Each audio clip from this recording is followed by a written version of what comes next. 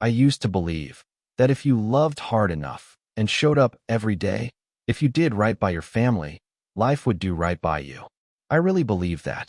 My name is Marcus Reed, and for 26 years, I lived a life that wasn't mine. I met my wife, Danielle, when I was 27. She had this energy, the kind that pulled you in without trying. She was beautiful, confident, and soft-spoken when she wanted to be. And me? I was just a man trying to build something real. We dated for 2 years, and I knew I wanted her as my wife. No games, no hesitation.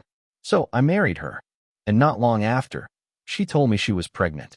Man, I just can't even describe that feeling. I remember sitting in my car that night, hands on the steering wheel, just smiling. I was going to be a father. When Aaliyah was born, I cried, not just a tear, I cried, because in that moment, nothing else mattered. That little girl, she was my whole world. Every bottle I made, every diaper I changed, every sleepless night, I embraced it. 3 years later, my son Jaden came along, and that was it. My life had purpose. Everything I did after that was for them. I worked long hours and missed out on a lot of things. Friends would call me, "Come out, Marcus," and I'd say, "Nah, I gotta get back home." Because home, that was everything. I paid for private school, made sure they never lacked anything. But more than that, I was there. I didn't just give them money, I gave them me. Jaden's first bike ride, I was there. Aaliyah's first heartbreak, I sat with her. I wasn't perfect, but I was present, and I was proud of that. But if I'm being honest, there were signs, little things I chose not to see. People would say stuff like, "Jaden doesn't look like you, man," or "Aaliyah must have gotten her genes from somewhere else." I'd laugh it off, but it stuck with me. And Danielle? Anytime I even joked about it, she'd shut it down fast, too fast. Looking back now, that should have been my first clue. But when you love someone, you don't go looking for reasons to doubt them. Aaliyah was 26 when everything fell apart. She was having her first baby. I was excited, nervous, pacing like a fool in that hospital. Then things went left. Complications arose, doctors rushing, nurses moving fast. Then one of them said she needed blood. I didn't hesitate. I said, "Take mine. That's my daughter. Of course I'm stepping up."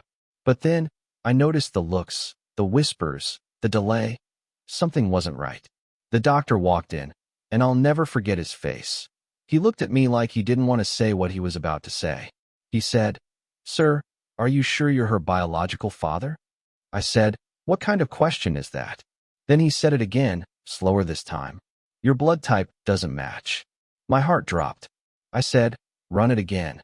They did, same result. That's when everything went quiet, like the world just stopped. I thought maybe it was just Aaliyah, some kind of mix-up, so I asked them to test Jaden too. My son, my boy, the one I raised into a man. When the results came back, I didn't even need them to say it. I saw it on their faces. Neither of them were mine.